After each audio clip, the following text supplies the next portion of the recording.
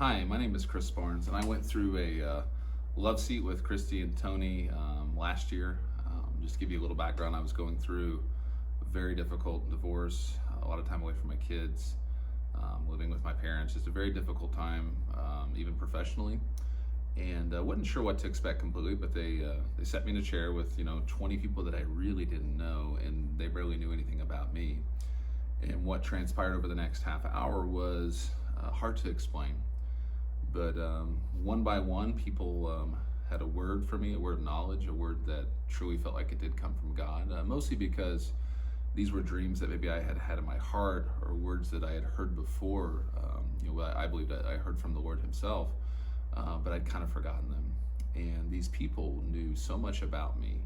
Each person had a different piece about my life, and everything that they said, even a lot of it was very abstract, but it made a lot of sense to me. And some people had very specific words for me that had been prophesied over me before, and then later were prophesied after the love seat. But I can just tell you, from an emotional, spiritual standpoint, it was one of the most impactful moments of my life. I felt like I was seen. I felt like my cries had been heard, and I felt truly like God had used people in that room to let me know that He still loved me, that He still had plans for me, and not to give up on them. It was the most encouraging time in my adult life, and I encourage anybody to sit in that chair, and it can change your life.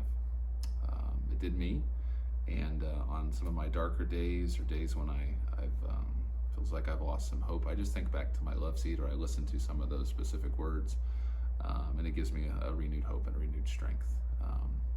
It's one of the best things I've ever done.